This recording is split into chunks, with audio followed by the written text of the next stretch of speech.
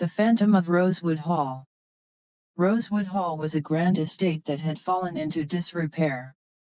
Once a symbol of opulence, it now stood as a shadow of its former self, cloaked in overgrown ivy and neglect.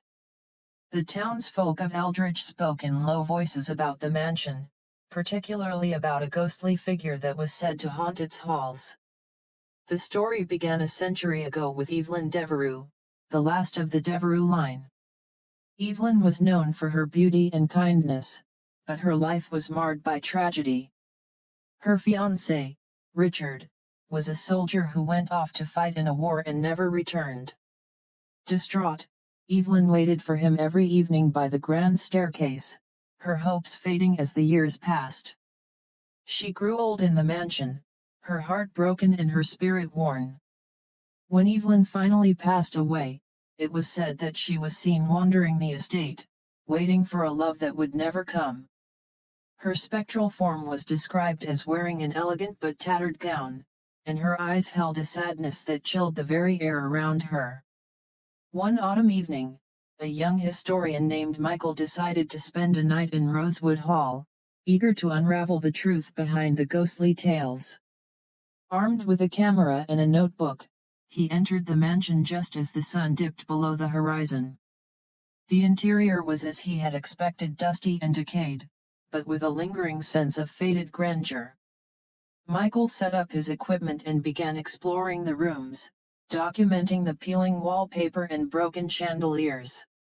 As the night deepened, he felt an inexplicable chill, but he dismissed it as a trick of the old house.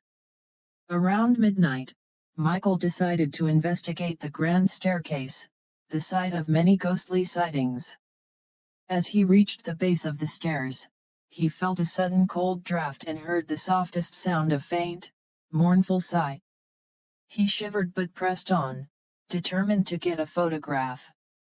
As he climbed the stairs, he noticed a soft, glowing light emanating from the upper floor. He followed it to a bedroom at the end of the hall. The room was pristine, as if untouched by time. In the center stood a grand four-poster bed, draped with a faded, but beautiful canopy. To Michael's surprise, lying on the bed was an old diary, its leather cover worn but intact.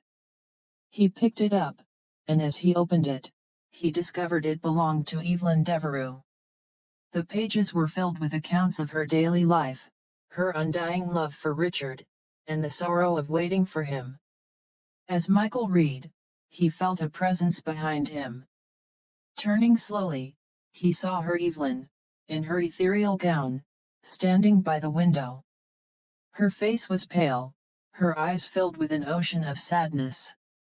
She seemed to be gazing out towards the horizon, waiting for something. Michael's heart raced, but he was captivated by the sorrow in her eyes. "Are you waiting for Richard?" he asked softly. Evelyn's ghostly form turned toward him, and for a moment, she seemed almost tangible. She nodded slowly, her expression a mix of longing and resignation. The air grew colder, and the room seemed to dim. Feeling a surge of compassion, Michael placed the diary gently on a nearby table and said, "I'll make sure your story is remembered. Richard's memory will be honored." Evelyn's figure seemed to waver, and as Michael watched, she slowly began to fade, her expression softening. The room grew warmer, and the oppressive sadness lifted. As the first light of dawn broke, Michael left the mansion, his heart heavy but hopeful.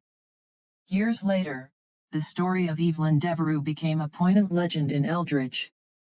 Visitors to Rosewood Hall would often speak of feeling a gentle, wistful presence, and some claimed they saw a ghostly figure by the window, her gaze turned toward the horizon, no longer waiting but at peace.